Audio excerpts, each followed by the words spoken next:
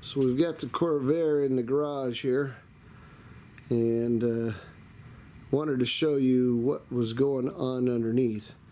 One of the problems that we had was that it wasn't picking up fuel, and while it technically may be empty of fuel right now, part of the problem is that that we know there was a problem in the gas tank as far as the pickup goes. It would run for a few minutes and then stop, and if you sat and maybe even kind of jostled the car around a little bit, it would restart and you could drive it for a short distance again, and then it would stop. And if you let it sit for a longer period of time, then you could drive it a little longer. But let me show you what's going on. I decided to just order a tank and a fuel sending unit, but underneath here,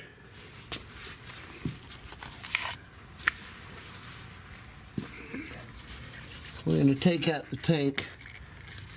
One of the things I just first saw was right here. We have a whole home of, I think they're termed as mud daubers, but little wasp nests all the way along behind it.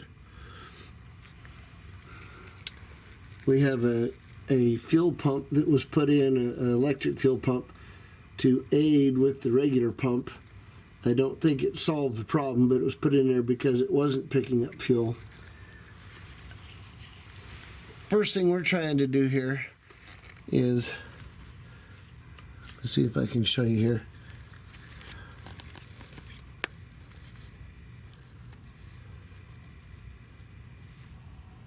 There we are. So that is the fuel filler neck, and that's a wrench on there that I have on there.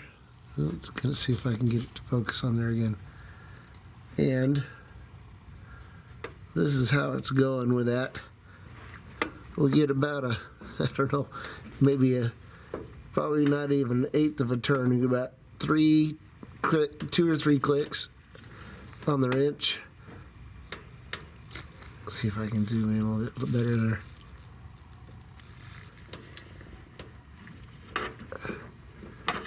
And not to mention that, but now it's starting to slip off the head because the head's too far out.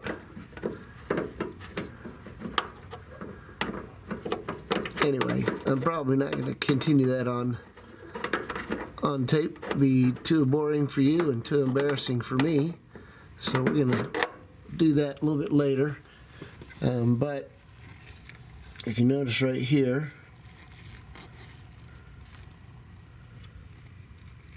these are the bolts, little eyelet bolt there that holds it in, and the strap goes across the tank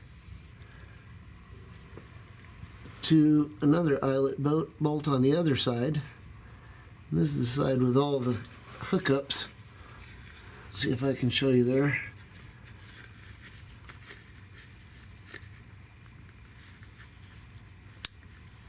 Here we are.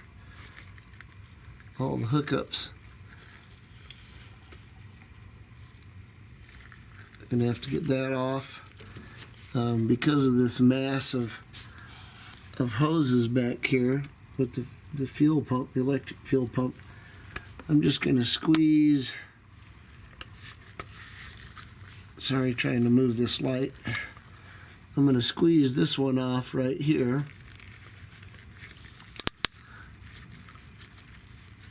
I'm going to squeeze it off right here so that I can then undo it on the other side. Makes a big loop and comes back over here. Undo it here, and I can just pull it down or pull it through when I drop the tank. This wire here is just a grounding strap. It's right here. It's just a grounding strap that comes back here and hooks on right back here. I know you probably can't see that without the light. All it is just a little screw in the tunnel down through the middle there that makes it ground the tank. So I need to get this off, the sending unit wire. I need to pinch the hose here and get it off on the other end. And I need to get the little grounding wire off, and I'll probably just pull that through as well. But we'll bring you back when we get a little closer. I'll probably bring you back when I be oddly satisfying to scrape all these things off and clean it out a little bit. One other thing that I wanted to show you while I was here. Look at our floor pans. That looks pretty bad. I don't know if you can see it back there. There's pieces missing. Yeah, you can see it there. Oh, somebody's put a piece of metal or something in there, but it's really not a floor pan. And here we've got kind of the same thing. There's metal underneath, you can see. But floor pans haven't really been replaced. So I'm going to have to see about doing that. Not quite sure how much I'm going to tell the queen about that right now. She would like to drive it to do some extra work. And I don't think anybody's bound to fall out on the ground, but it just doesn't look too good. All right, sorry about the light under here. Let's see if we can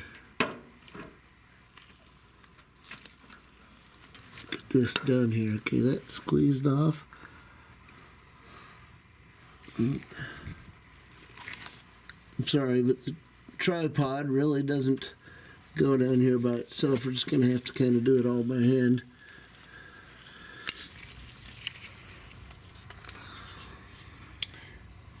So right here is where that loops back around.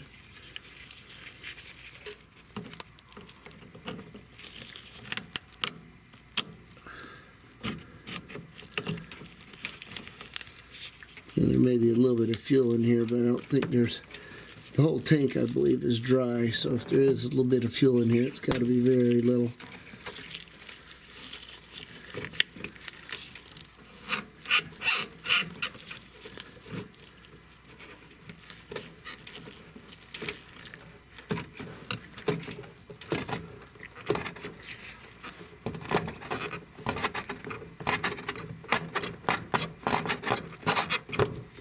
There it is. All right. Well, we're going to break that off, but I think that's loose enough. It won't make any difference. All right. All right, let's get the sending unit off. There, that's good. It doesn't need to be attached anymore. Now the wire, which I don't think it's actually part of it, but it looks like it's rusted on there right now. We may get that off a little bit later, but we'll look at it, see if we can.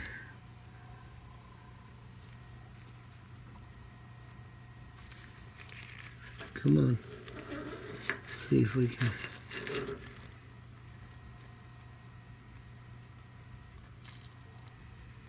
No, it's not going to allow me to do that, at least not that close. There you are. Right there. I think there may be a screw head on there, but it looks pretty rusted right now. So what we're going to do is we're going to take that off on the other end. Right over here. Turn the flashlight that direction. That's where the wire goes to, right? Let's back off. Wire goes to right there. So we're going to just undo that on this side.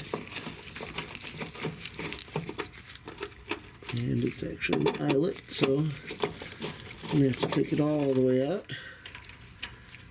Screw back where it goes so we don't lose it.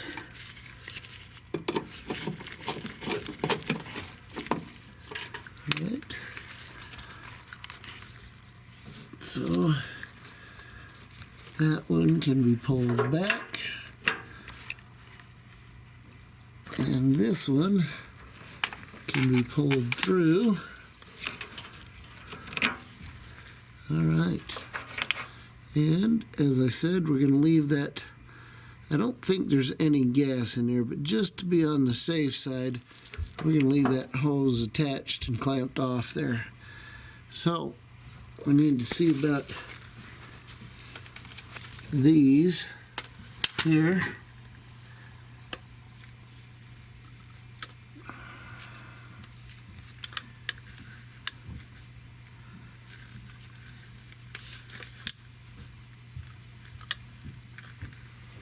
The one thing I do have here, after spraying them down with penetrating liquid, I have a ratchet here.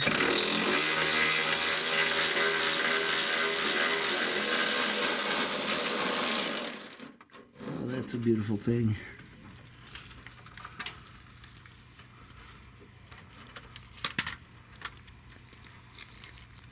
Alright, so the funny part about this is that these nice little wasp nests here are actually going to have to come out for the tank to come down by itself. So we have a nice little bucket here. I don't know if you can see that or not even.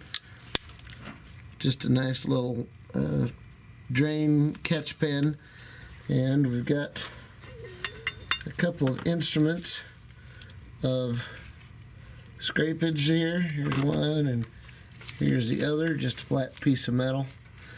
We're going to see what we can do with this. Got my knee propping up the tank here.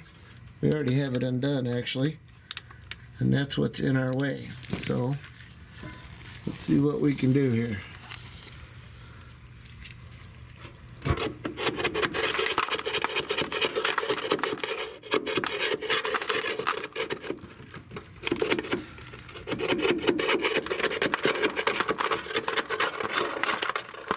That was a big one. Look at that there. Alright, we're going to turn this camera. Well, let's see what we can do here. I don't know if we've gotten it all the way up there or not. No, there's still some more up there. See what we can do here. Alright.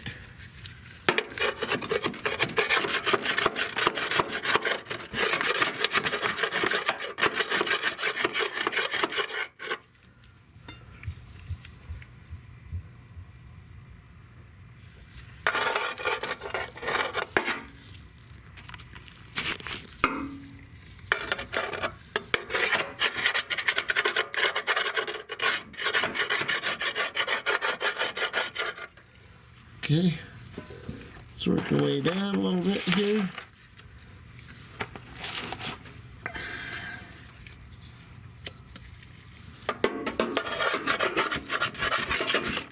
Nope, missed it.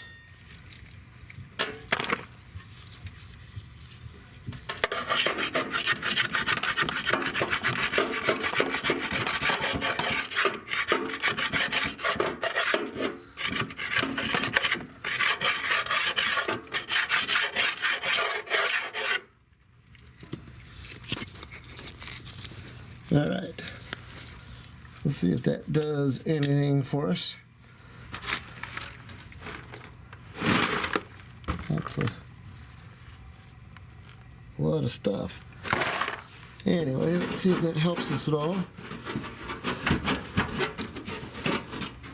I think it will. Oh, maybe I'm wrong. We're hitting here. Let me see where we're at. Alright, I'm trying not to make this in the shadow, but you can see the tank hanging down partway there. It is, well, I'm not going to be able to see it from here, but it is basically released from the fill valve. So we've got it at a point here.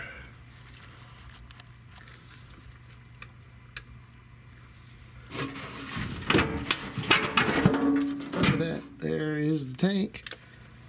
Let's see. Well, it looks like even the air breather valve, I guess you could call it, is undone. So that little one right there, That's the one that allows air to escape when you're filling the tank back up through the neck, or up to the neck. So, alright, and look at that. There's a beautiful tank. Well, it's not beautiful, but it did need to come out. And I don't think you're going to be able to hear it, but yeah, that is just completely full. Listen. So when I tip it over, I'll tip it and then you hear the sound. Anyway, there is just a whole bunch of sediment and everything in there. Like I said, instead of trying to clean this out, I would have liked to, but I thought it was just better to get a new tank. So we'll get that all in. It's actually supposed to be in the morning and tomorrow, and we will see about putting it in. So that is a beautiful thing, or at least it being out is a beautiful thing. I think we may have to see about getting some new rubber for this. See if I can change hands with you really quickly there. This rubber for the gasket here, it's semi-pliable. We might be able to make that work again. This one, oh, that needs to be a new hose. That's like a rock almost. Somebody's already had this out at some point in time, but that needs to be changed. Like I said, we'll take a look at that. That is, we've got a new sending unit and everything, so I'm not even going to bother trying to take that out. The only thing will be is this wire here. Boy, I'm sorry, this is terrible lighting. But that wire right here is going to need to be, there it is, you can see a little bit better. That's going to need to be taken off of there, however we need to get it off. Let me show you our hole in here.